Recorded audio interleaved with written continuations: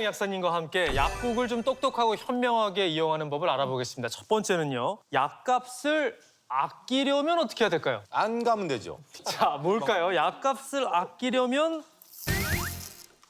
이게 뭐야? 복제약? 복제약? 복제약은 무슨 얘기예요? 뭐예요? 아니 많은 분들이 약국에 오셔서 그 전에 이제 드셔서 좋았던 경험이 있는 약들 있잖아요. 약봉투를 가져오거나 예. 또는 사진을 찍어서 이거랑 똑같은 약 주세요. 그래요. 어. 약사님한테 이 약과 성분이 비슷한 약 중에서 좀 저렴한 약으로 추천해 주세요. 이렇게 하면은 훨씬 약값을 절약할 수 있다는 거예요. 그래요? 신약이 하나 탄생을 하면 특허권이라는 것이 주어져요. 예. 그래서 정부에서 이 회사만 이 약을 팔 수 있게 그래야 그동안 쏟아부은 돈을 다 회수할 수가 있을 거 아니에요.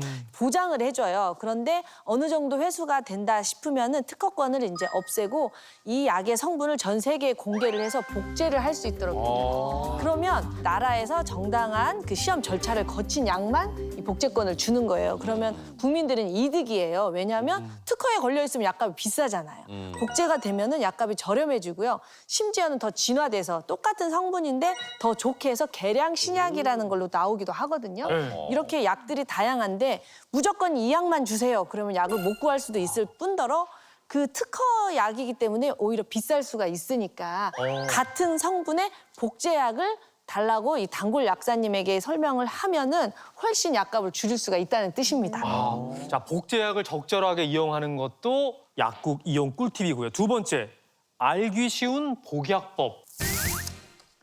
제형 특성을 알아야 한다. 그래서 약 포장지에 어떤 제형이 어떻게 쓰여져 있는지 화면을 보면서 좀 설명을 들어보겠습니다. 네. 현탁액이라고 쓰여 있는 게 있어요. 현탁액이라는 거는 시럽하고 좀 달라요. 아, 예. 네, 그래서 흔들어야만 돼요. 아. 이렇게 약국에 가시면 예. 현탁액이 있어요. 아, 여기 보니까 현탁액이라고 네, 써 있네요. 이거는 좀 걸쭉해가지고 예. 이렇게 흔들어가지고 빨아 드시게 되면은 네. 몸 위장 점막을 장 점막을 싹 도포하기 때문에 효과가 좋습니다. 그래서 현탁액은 흔들어 드세요. 네. 또 어떤 게 있을까요? 장에서 녹는다 해서 장용정입니다. 아, 장에서 녹아서 네. 장용. 예를 들어서 변비약 같은 경우 장에서 효과를 나타내야 우리가 시원한 쾌변을 볼 수가 있는데 네. 만약에 장에서 녹지 못하는 조건을 만들어 버린다면 예를 들어서 우유랑 같이 먹는다거나 뭐 제산제랑 같이 먹는다 이러면은 이 네. 약이 장에서 녹지를 않고 위에서 녹아 버리는 거예요. 네. 그럼 효과를 덜 보겠죠? 네. 그래서 장에서 녹는 장용정은 반드시 확인을 하시고 물과 함께 드시는 게 좋습니다. 장용정으로 써 있는 거는 꼭 물과 함께. 그렇죠. 우유 안 됩니다. 제산제도 안 돼. 위장약하고 같이 드시면 또 효과가 없습니다. 그럼 반대로 서방정이라는 건 뭐예요? 서방정. 서방정. 서방정. 뭔가 서방정은 어감이. 서서히 방출된다 해서 서방정. 서서히. 서방정이라고 정확하게 써 있네요. 서방정. 네. 반절 잘라서 먹거나 네. 깨물어 먹는다면은 이 서방정의 의미가 없잖아요.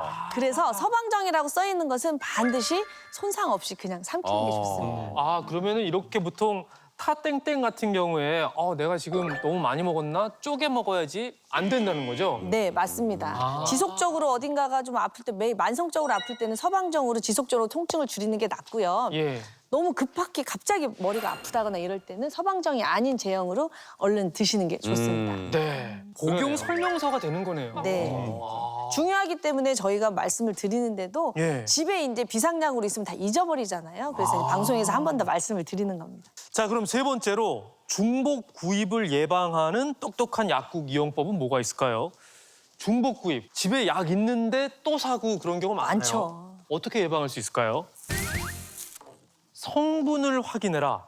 약이 왔어요. 약이 왔어요. 찜 약이 왔어요. 예. 아니, 그냥 날만 나오는 약이 아닙니다. 네. 예. 그래서 중복되는 약이 있나 없나 좀 확인해 보려고 저희 집 약상사가 아니라 약 서랍을 아예 뽑아갖고 왔어요. 아니 근데 진짜 약간 과장이긴 한데 어떤 집 같은 경우에 대가족인 경우에는 네.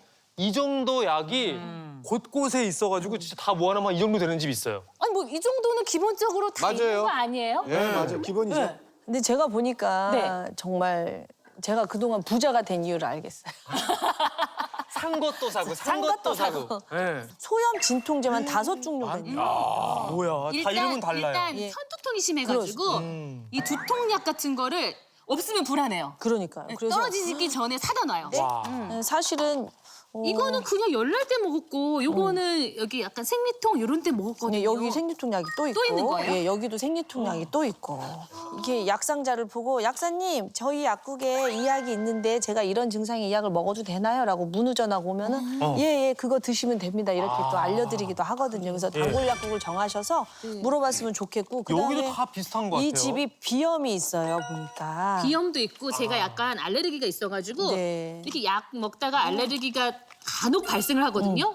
그러면 알아서 이렇게 또 처방해서 알레르기 약을 그래서 먹는 거죠. 요 약하고 요 약은 성분이 똑같아요. 회사만 다르고. 근데 저 심할 때 이거 두 개 같이 먹었는데 안 돼요. 잘못된 거예요? 그렇죠. 그럼 너무 깔아앉고 뇌세포에 영향을 주기 때문에.